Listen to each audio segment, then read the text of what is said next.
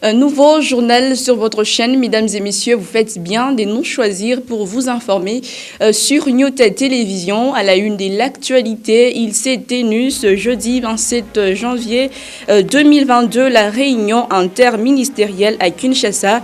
Il était question d'analyser les doléances présentées par la Fédération des entreprises du Congo. Une rencontre présidée par le ministre du Plan, Christian Mwandonsimba Kabulo, et c'est sur instruction du Premier ministre Jean-Michel Sama Lukonde. Au sommaire toujours, c'est en mémoire des génocides et à la prévention des crimes contre l'humanité que le monde entier célèbre chaque 27 janvier de l'année. Le but est celui de promouvoir la paix et la meilleure façon de prévenir les crimes contre l'humanité et de rendre équitable la justice internationale, ont affirmé quelques juristes louchois. Une fois de plus, mesdames et messieurs, bienvenue à cette édition du journal. Je le disais tantôt, sur instruction du Premier ministre Jean-Michel Sama Lukonde, il s'est tenu ce jeudi 27 janvier 2022 à Béatrice Hôtel de Kinshasa, la réunion interministérielle du sous-groupe thématique du gouvernement chargé du climat, des affaires, partenariats publics-privés, promotion des investissements sous la direction du ministre d'État, ministre du Plan, Christian Mwandonsimba Kabulo, qui en est le président. Il était question d'analyser les doléances présentées par la Fédération des entreprises du Congo qui stoppe en tout cas l'épanouissement de l'environnement des affaires en République démocratique du Congo. Des détails avec Célestin Muganda, Dieu de Kanida. Regardez. L'amélioration du climat des affaires en République démocratique du Congo est une question qui préoccupe au plus haut point le premier des Congolais, le président de la République. Sur instruction du Premier ministre, une réunion du sous-groupe thématique du gouvernement chargé du climat des affaires, partenariat public-privé et promotion des investissements, convoquée et présidée par le ministre d'État en charge du plan, Christian Mwandonsimba Kabulo, qui en est le président, s'est tenue jeudi 27 janvier 2022. Organisée par l'ANAPI, cette rencontre qui a réuni une quinzaine de ministres sectoriels a tablé sur les doléances de la FEC présentées au gouvernement qui ne favorisent pas, selon elle, le bon climat des affaires en République démocratique du Congo. Des faits dénoncés par la FEC et qui ont été présentés à l'assistance par le DG de l'ANAPI, il s'agit notamment de la superposition des missions de contrôle, la multiplicité des taxes et aussi la lourdeur dans la délivrance des documents fiscaux. On a conscientisé les ministres sectoriels sur les réformes qui doivent y avoir lieu pour qu'en général le climat des affaires s'améliore.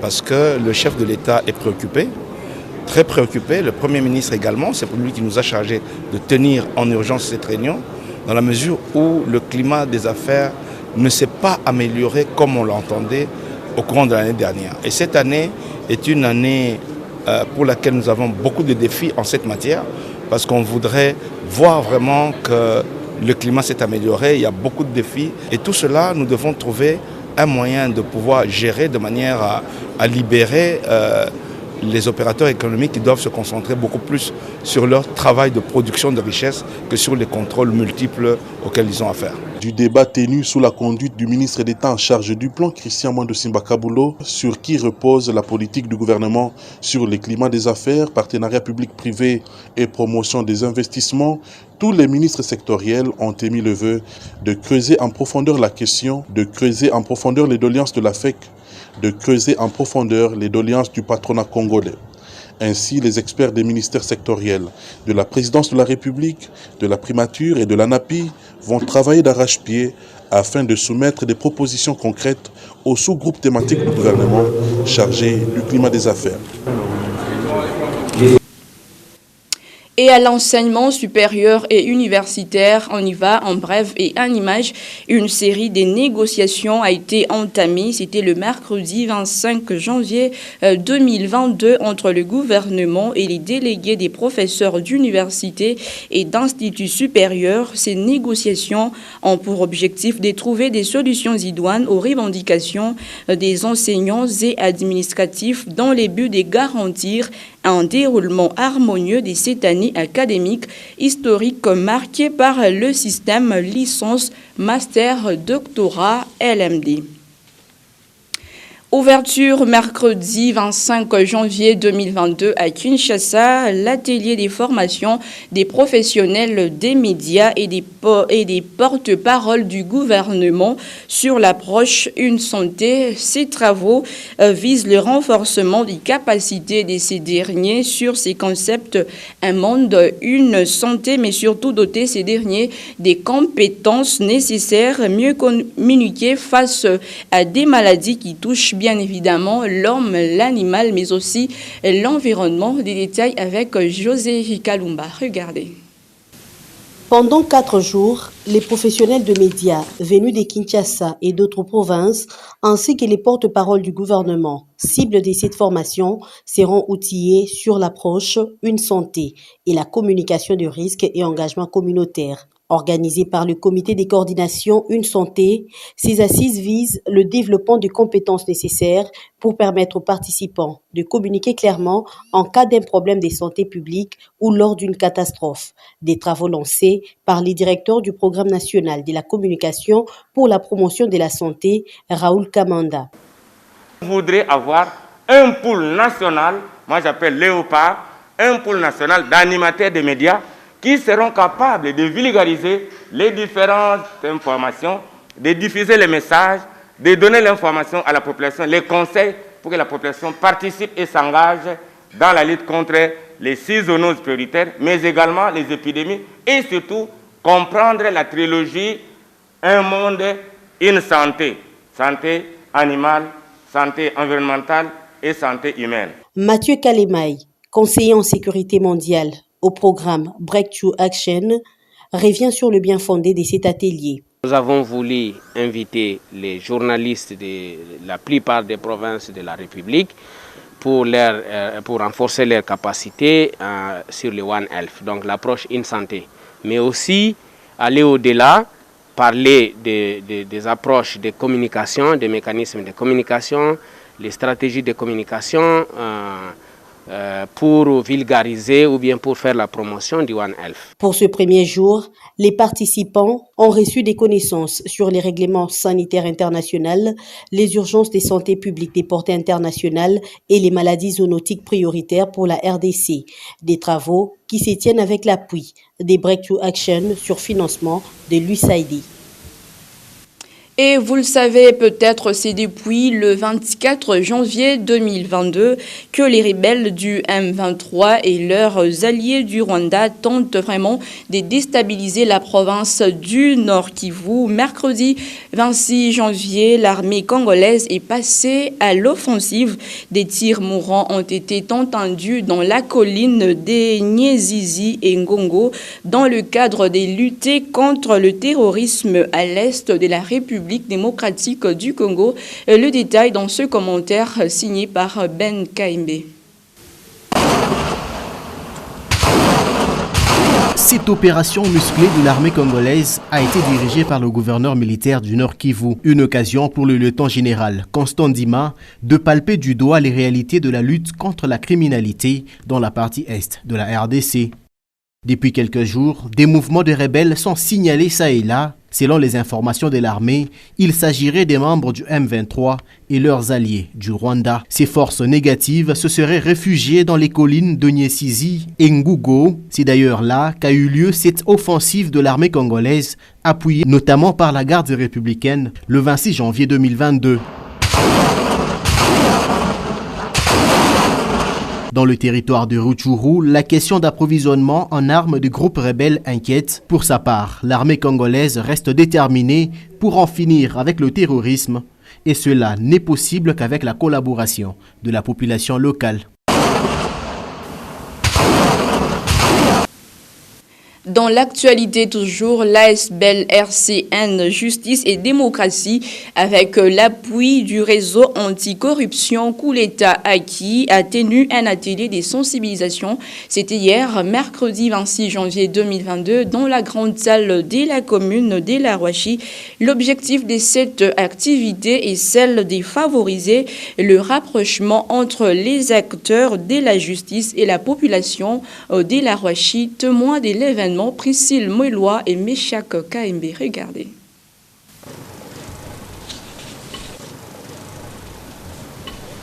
Vulgariser les notions liées à l'organisation et au fonctionnement des palais des justices des communes Rouachi et Kampemba, ceci a été l'objectif d'un atelier tenu par l'ASBEL RCN, Justice et Démocratie, ce mercredi 26 janvier dans la grande salle de la commune Rouachi.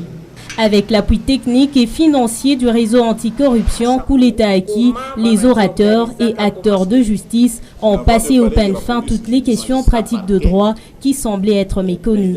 Aujourd'hui, on a voulu s'entretenir avec la population, que nous disions les justiciables, pour qu'ils puissent savoir comment est-ce que la justice fonctionne au niveau du parquet ainsi qu'au niveau du tribunal de paix de Kampemba. Ils ont retenu parce que tout juste après notre sortie, nous avons entretenu avec certains et nous sommes rassurés qu'ils ont compris quand même une grande partie de ça et ils espèrent qu'ils vont appliquer ce qui a été dit là-bas. Non, ni kusema bale barifunda ile kazi ba professionnel ya justice barifanya 5 ans ku université be unafunda paka namuna kani ya kusambisha maneno bo en tant que ba professionnel bajue namuna kani ya kwa mwili maneno kufuatana na mamlaka kufuatana na malua ya pays yetu. Ba ONG na RCN inainvite ba responsable ya ma juridiction ou bien ma parquet ni juu ya kutia pamoja ba justiciable na ba acteur judiciaire ni juu ya kuangalia mambo gani yenye aiendeke. Au cours de ces assises, les interactions des participants composés des habitants de la Rouachi ont été remarquables à travers le jeu de questions-réponses. Une satisfaction de l'assistance. Aujourd'hui, nous venons d'apprendre au niveau de toutes les instances, nulle part là où celui qui va porter plainte doit nécessairement payer.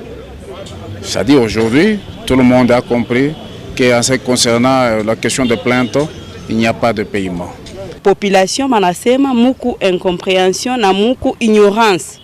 Ni kusema population parti munene ya population haifamie madroit yake. Kenjo kwa maana tuku naona ule eko mu infraction kama eko na makuta lakini ule batabamba ipaka ulana na kintu. À l'issue de cette première phase consacrée au rapprochement entre les acteurs de justice et la population de la commune Rouachi, le RCN, en synergie avec le réseau anticorruption, ont tenu une visite avec les participants dans les installations du parquet de la Rouachi. Une façon de rendre accessibles les justiciables au palais de justice à chaque fois que leurs droits sont bafoués. Et donc, à l'issue de cet atelier, tout participant s'est vu être en mesure et prêt à saisir la juridiction en toute confiance. Je le disais au sommaire de ce journal, ce 27 janvier est célébrée à l'échelle mondiale la journée internationale dédiée à la mémoire des génocides et à la prévention des crimes contre l'humanité. La commémoration a pour objectif de promouvoir la culture de la paix, la citoyenneté et la tolérance pour les juristes. La meilleure façon de prévenir les crimes contre l'humanité et de rendre équitable la justice internationale. Ben KMB nous en parle. C'est depuis 2005 que l'Organisation des Nations Unies a institué le 27 janvier la journée dédiée à la mémoire des génocides. La célébration est aussi une occasion de prévenir les crimes contre l'humanité. Pour cette cause, la Cour pénale internationale a été créée en 2003 pour juger les auteurs politiques ou militaires de ces atrocités. Une instance qui semble malheureusement ne frapper que les Africains, déplore Maître Désiré Kassakula, avocat au barreau de Lubumbashi. Notre compatriote Jean-Pierre Bemba a été arrêté pour crime contre l'humanité. Et il a fait 20 ans. Il y a Guillaume Soro, il y a beaucoup d'Africains qui ont été arrêtés ici pour avoir commis les crimes sur l'humanité. Il y a aussi un point qu'il ne faut jamais oublier ou bien omettre. C'est le fait de la colonisation. Tout ce que nos colonisateurs ont fait dans nos pays ici, c'est aussi le crime contre l'humanité. Tout ce qu'on nous a fait, on nous a tués et personne n'en parle. 2 poids, 2 mesures, cette inégalité est un handicap pour la lutte contre les génocides. Nos crimes ici en Afrique devraient être jugés, condamnés par les fils africains eux-mêmes. La Cour pénale internationale est devenue un arbitre qui a déjà un choix d'une équipe. Les victimes des génocides, on en compte en Afrique avec de guerres interminables. Plusieurs années durant, des populations sont décimées et les faits passent par moments inaperçus. Imaginez, il y a l'ONU qui avait commis le même crime, même infraction au Katanga en 1960, mais ce crime n'a jamais été réprimé ou bien n'a jamais été jugé. À travers cette célébration du 27 janvier, la communauté mondiale sensibilise sur le bien fondé de la culture de la paix, la citoyenneté et la tolérance. En ce sens, la journée dédiée à la mémoire des génocides et à la prévention des crimes contre l'humanité est célébrée beaucoup plus en milieu scolaire, une façon d'attaquer le mal, déjà à la racine. Et dans les restes de l'actualité, les ambassadeurs de la Norvège et du Royaume des Pays-Bas ont effectué une visite dans les installations agro-industrielles du président Moïse Katumbi Chapwe. C'était le mercredi 26 janvier 2022, dont voici le temps fort. L'ambassadeur de la Norvège, Jon Hag, celui du Royaume des Pays-Bas, Jolk Opewol, accompagnés de leurs conseillers, étaient ce mercredi 26 janvier 2022 les hôtes du président Moïse Katumbi qui les conduit dans le fleuve de verdure des plantations de maïs de la ferme Futuka où malgré les rares pluies, les plantes poursuivent leur cours de croissance. Les 4 imposants silos de 10 000 tonnes chacun, fièrement dressés dans l'enceinte, ont également été visités. 3 autres de la même capacité y sont en construction. D'ici partent 200 tonnes de maïs quotidiennement vers la minoterie. Ils ont également découvert l'imposant élevage de bovins traités dans l'attente de prendre la direction de l'abattoir industriel Pimpant Neuf, érigé dans l'enceinte de la ferme Futuka, également visité par les diplomates.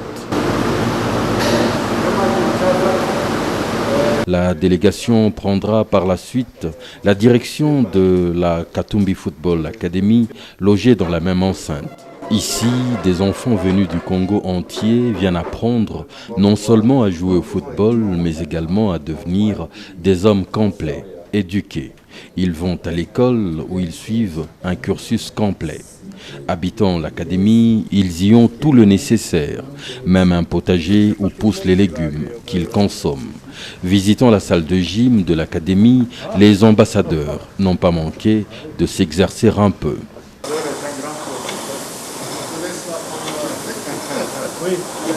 La salle de projection de l'académie a particulièrement retenu leur attention avant qu'ils n'assistent à une séance d'entraînement. De moins de 15 ans, on a rappelé toutes les coupes, on est revenu avec. Suivons après une visite dans les closeries de la ferme où plusieurs espèces de poissons sont élevées de leur stade embryonnaire. La palmeraie. Les étangs de la ferme seront l'étape qui a précédé une visite minutieuse de la minoterie Machamba qui dévoilera la complexité de sa sophistication aux hôtes du président Katumbi. Mais hélas, toute cette merveille qui profite à la population est jusqu'à ce jour privée d'électricité normale et fonctionne par groupe électrogène, en dépit d'une imposante cabine bourrée de transformateurs de puissance qui pourraient, au-delà de la minoterie, servir à la population environnante. Les ambassadeurs s'expriment, en commençant par Jon Hag, celui de la Norvège, puis celui du Royaume des Pays-Bas, Jolk Opewol. Ici, avec les possibilités et le potentiel qu'on voit dans ce pays, il faut ajouter des visions et des capacités, disons, d'organiser, de coordonner, de contribuer à la croissance économique. Je pense qu'il y a beaucoup de modèles dans lesquels on peut s'inspirer et ça c'est parmi les modèles 1 que je pense que c'est un bon modèle d'efficacité, de productivité et d'avoir une production qui alimente la population, hein, parce que ce qu'on voit ici, c'est quand même la nourriture le plus important pour la population du coin. M. Katumbi a montré qu'il est capable ici d'avoir une entreprise et un engagement pour mobiliser le potentiel dans le sens de production qui est admirable, je pense. Et dans un tout autre chapitre, alors qu'il s'agissait d'un problème des stocks dans différentes stations-service dans la zone sud, ce jeudi 27 janvier 2022, c'est un autre mouvement des grèves qui vient en tout cas de surprendre toute la population luchoise. Presque toutes les stations sont fermées et le prix de transport, quant à lui, ne cesse de hausser. C'est un constat de Galor Chamba, Cyril Saïdi. Les stations-service à nouveau fermées. C'est un autre mouvement de grève qui s'observe dans les zones sud et est de la République démocratique du Congo. Une impasse, surtout pour les automobilistes qui ont cru que cela serait un simple problème de rupture des stocks. On ne comprend pas jusqu'aujourd'hui. Les stations sont fermées. Le Kadhafi, il vend 1 litre à 5 000 francs. Le mot d'ordre du gouvernement provincial n'aurait pas d'impact jusque-là. Parce que le gouverneur avait dit de ne pas vendre le Kadhafi, le carburant. Maintenant, aujourd'hui, nous sommes en train d'en pâtir. Même s'ils sont en train de suivre ce qu'ils sont en train de faire, il allait d'abord protéger et privilégier la population. Regardez aujourd'hui le transport. Le transport est à 1000 francs, c'était à 500 francs. Maintenant ici pour nous les motards, on va faire comment? Et nous aussi, nous allons quand même rehausser le prix. Suite à cette rareté du carburant, tout le prix dans les marchés en général ne sont plus stables.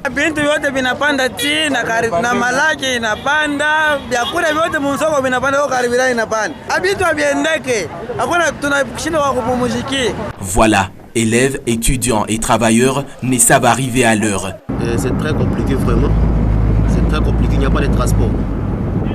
Il n'y a pas de transport, nous sommes arrivés à l'arrêt, on a fait plus d'une heure d'état. Ne trouve pas de transport. Vraiment, c'est très compliqué. C'est le gouvernement qui peut s'impliquer pour que nous vraiment trouvions le transport. Parce que les carburants, c'est monté maintenant 10 litres à 30 000 francs, 28 000 francs. Vous voyez que c'est compliqué avec les chauffeurs, avec les taximens. Au moment qu'il n'y a pas de transport pour le gouvernement. Pour ce jeudi 27 janvier 2022, aucune justification ni communiqué n'a été rendu officiel, alors que la situation sur le terrain nécessite des solutions adéquates. Depuis 4 heures du matin.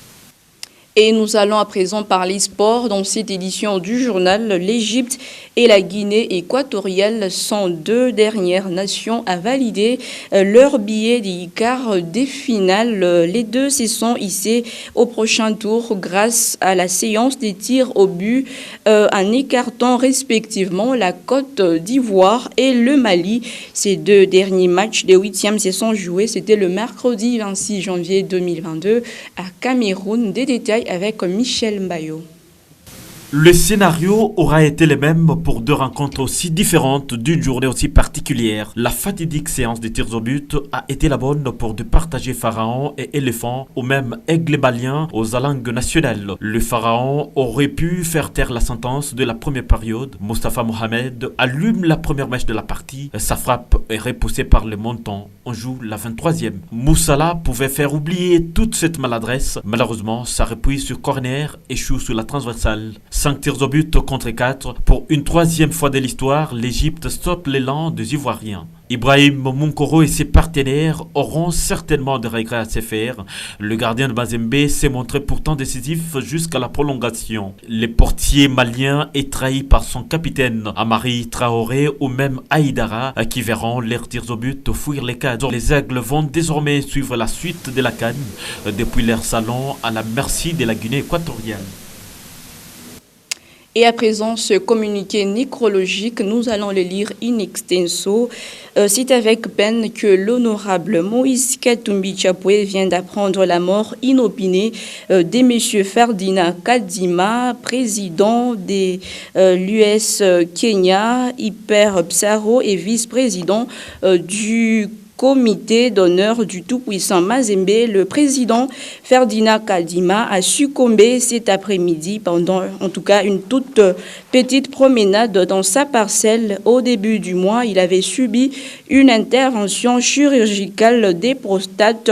Acheminé à l'hôpital, le pire était déjà arrivé. Supporter invertébré et bienfaiteur du TP Mazembe, le chairman salue la mémoire du grand homme qui nous quitte, l'honorable Moïse Katumbi Chapwe, qui se rappelle au bon souvenir de ses mécènes, présente ses condoléances les plus attristées à la veuve, aux orphelins et à toute la communauté sportive éplorée, que son âme repose en paix. Et c'est par cette triste nouvelle que nous bouclons complètement cette édition du journal. Mesdames et messieurs, nous vous disons merci, grand merci de l'attention lui accordée.